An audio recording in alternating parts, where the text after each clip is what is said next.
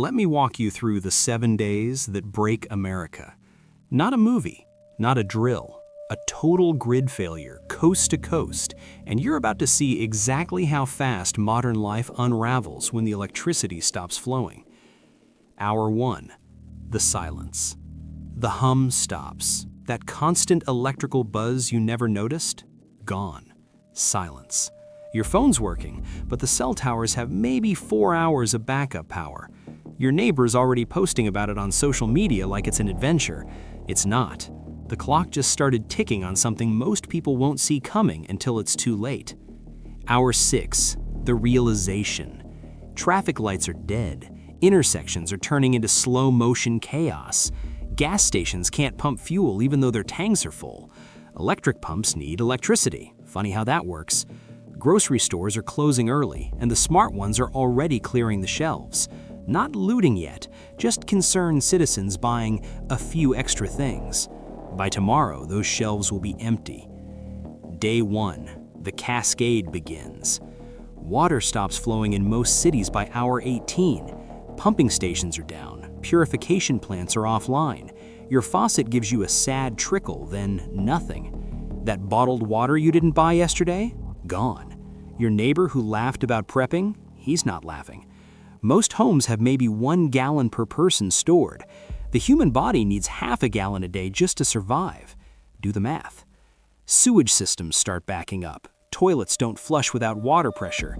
Within 24 hours, sanitation becomes a crisis, and disease becomes a clock ticking in the background.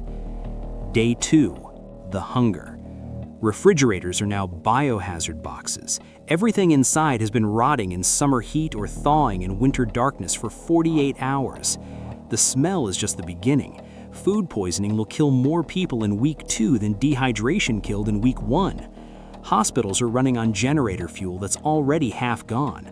No deliveries coming, no resupply. If it's winter, the cold is the new immediate killer. Without central heating, hypothermia takes the most vulnerable within a day. Dialysis patients have maybe 3 more days. Anyone on life support is already gone. Day 3, the breaking point. This is where it gets ugly. Stores are being looted now, not shopped. Police radios are dying, no central coordination. Officers are going home to protect their own families. Can you blame them?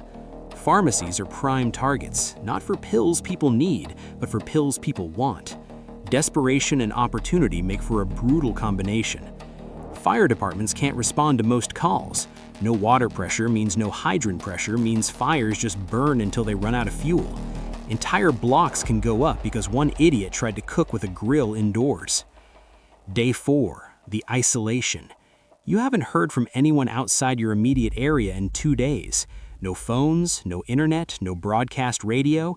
No idea if this is local or national or global. Rumors spread like disease. Some say it's an EMP, some say it's cyber attack, some say it's a solar flare. Nobody knows, and that uncertainty is worse than the blackout itself. Your neighbor 3 doors down hasn't been seen since yesterday. You want to check, but you also don't want to leave your home unguarded. That's the choice now, community or survival.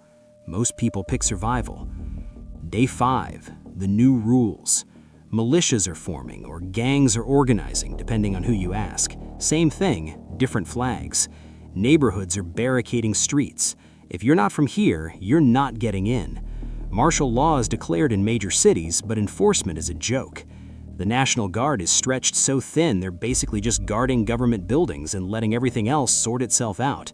Sorting itself out means the strong take, the weak hide, and everyone in between makes terrible choices they'll regret if they live long enough to have regrets. Day 6, the accounting. Hospitals are no longer medical facilities. They're triage camps deciding who gets the last doses of insulin, the last oxygen tanks, the last clean water. Mortality rates are spiking, not just from violence, but from the invisible killers, dehydration, infection, chronic conditions going untreated, and stress-induced heart attacks. The elderly and the very young are dying in numbers that won't be counted for months, if ever. This is the part they don't show you in the movies. It's not dramatic, it's just sad, quiet, and happening in every home where someone needed something the grid used to provide. Day 7, the adaptation.